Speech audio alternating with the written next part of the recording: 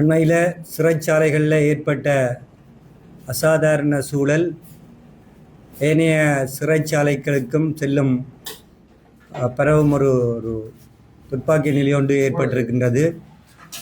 நீர்கொழும்பு சிறைச்சாலையில் அசாதாரண சூழல் ஏற்பட்டு அங்கே பெருந்தொகையான கைதிகள் அதே போல் சிறைச்சாலை உத்தியோகத்தர்களுடைய மரண செய்தி பொதுவாக மக்கள் மத்தியில் ஒரு துயரத்தையும் இந்த கைதிகளுக்கு பாதுகாப்பு அற்ற ஒரு சூழல் இலங்கை சிறைச்சாலைகளில் ஏற்படுற சம்பவத்தை மீண்டும் காட்டி நிற்கின்றது.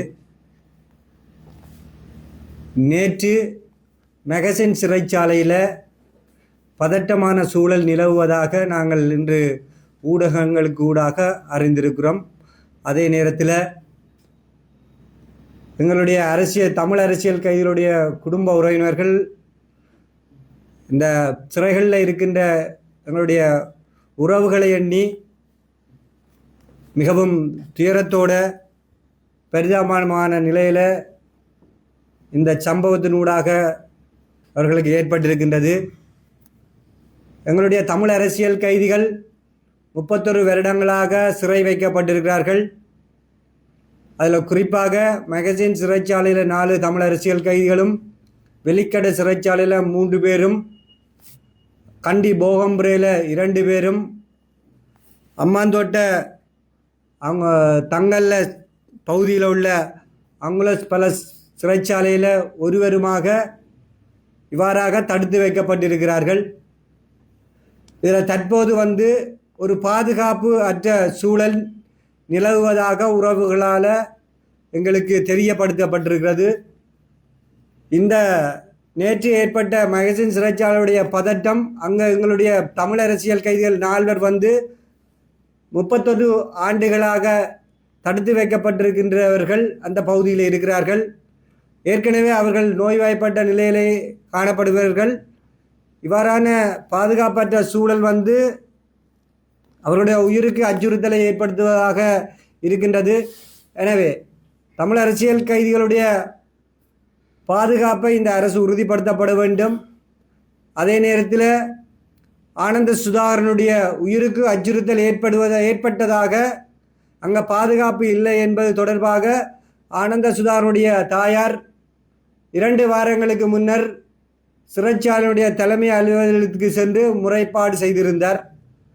ஆனந்த சுதாகரன் மெகசின் சிறைச்சாலையில் தடுத்து வைக்கப்பட்டிருந்த சூழலில் அவர் திடீரென்று கண்டி போகம்புரை சிறைச்சாலைக்கு கிட்டத்தட்ட 6 மாதங்களுக்கு முன்னர் மாற்றப்பட்டிருந்தார்.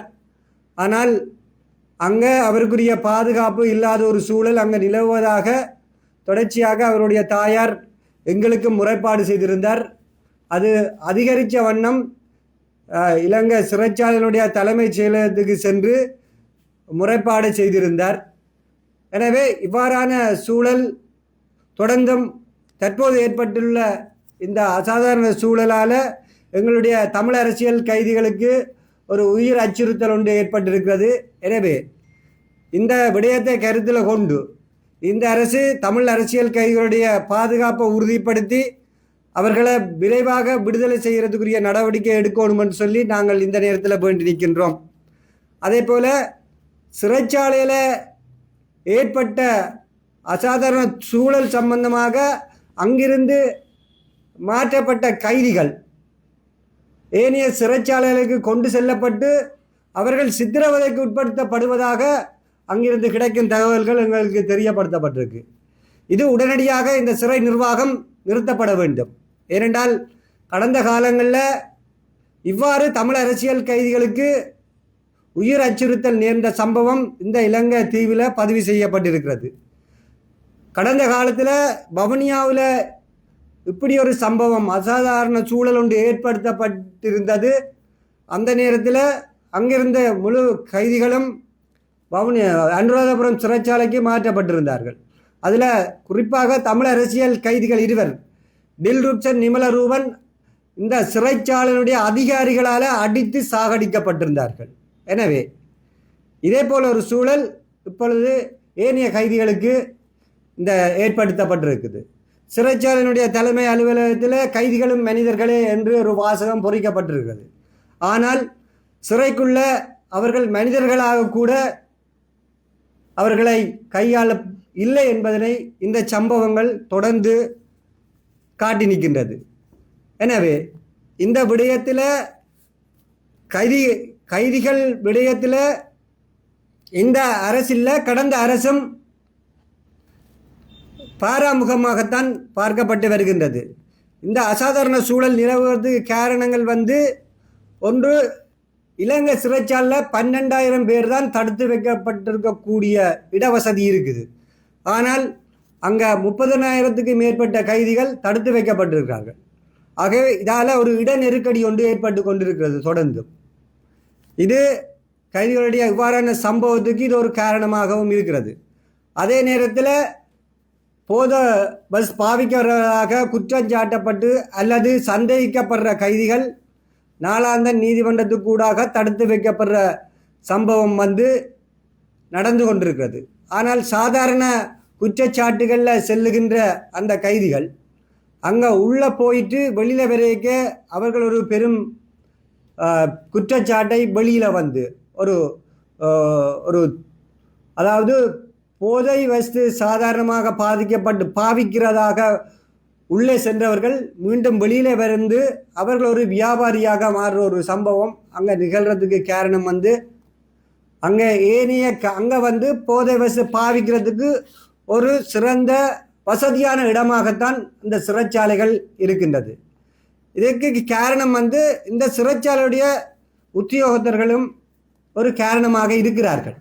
ஏனென்றால் இளஞ்சங்களை பெற்றுவிட்டு அந்த போதை வஸ்துகளை இலகுவாக அங்கே அனுப்புகிற சம்பவம் நிகழ்ந்திருக்கிறது. கடந்த காலத்தில் எங்களுடைய கண்ணுக்கு முன்னால் கூட நாங்கள் பார்த்துருக்கிறோம். சிறைச்சாலைகளில் இருக்க எப்படி இந்த போதை வஸ்துகள் உள்ளுக்கு வருகிறது என்ற சம்பவங்கள். எங்களுக்கு கூட இந்த போதைகளுடைய வகைகள் எங்களுக்கு தெரியாது. ஆனால் சிறைச்சாலைகளுக்கு உள்ள போன பிறகு அந்த போதைகளுடைய வகைகளை எங்களுக்கு நேரடியாக பார்க்கக்கூடிய சம்பவங்கள் எங்களுக்கு நிகழ்ந்திருக்கிறது. இதுக்கு காரணம் யார் என்றதை இந்த சிறைத்துறை நிர்வாகங்கள் கண்டறியப்பட வேண்டும். கண்டறியப்பட்டு இவர்களுக்கு சட்ட நடவடிக்கை எடுக்க அந்த குற்றத்தை தடுக்கிறதுக்கு ஒரு வாய்ப்பாக இருக்கும். எனவே குற்றவாளிகள் எப்பவும் சீர்திருத்தப்பட வேண்டும். அவர்கள் தண்டிக்கப்படக்கூடாது. சீர்திருத்தத்தின் ஊடாக அவர்களை இந்த சமூகத்திலோடு ஒரு மாற்றத்தை ஏற்படுத்தி அவர்களையும் ஒரு மனிதர்களாக வாழ்கிறதுக்குரிய சூழல்கள் ஏற்படணும். அது சிறைச்சாலை எங்கள் இலங்கையில் சிறைச்சாலை அவ்வாறான ஒரு கட்டமைப்புகள் இல்லை. அப்படி ஒரு பொறிமுறைகள் ஏற்படுத்தப்பட வேண்டும். ஏற்படுத்தப்படும் பட்சத்தில் இவ்வாறான அசம்பாவித சம்பவங்களையோ அல்லது உயிர் சேதங்களையோ தவிர்க்க முடியும் என்பதனை இந்த நேரத்தில் நாங்கள் கூறிக்கொள்ள விரும்புகிறோம்.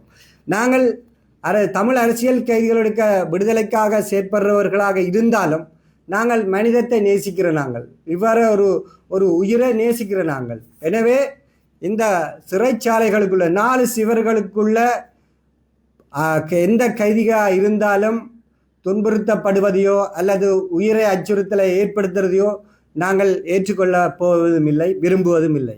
ஆகவே அவர்கள் ஒரு மனிதர்கள், கைதிகளும் மனிதர்கள் என்ற அந்த வாசகம் செயல் வடிவில் இந்த அரசாவது கொண்டு வர வேண்டும்.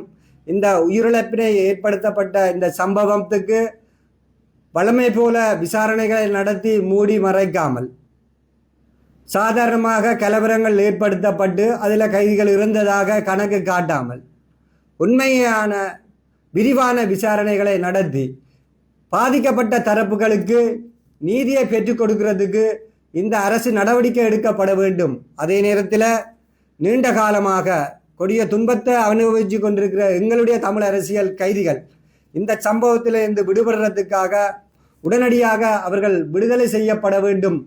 இந்த அரசு வந்ததுக்கு பிற்பாடு எந்த ஒரு அரசியல் கைதிகளும் இதுவரைக்கும் விடுதலை செய்யப்படவில்லை. இது விடுதலை செய்யறதுக்குரிய பேச்சுக்கள் கூட இதுவரைக்கும் சாத்தியமான எந்த சம்பவங்களும் இன்னும் தென்படவில்லை. எனவே இந்த அரசும் கடந்த காலத்தில் இவ்வாறான கொடுமைகளை சந்திச்சிருந்ததோ அந்த பாதிக்கப்பட்டவர்கள் நீங்கள் இன்றைக்கு ஆட்சி அதிகாரத்தில் இருக்கிற நீங்கள்.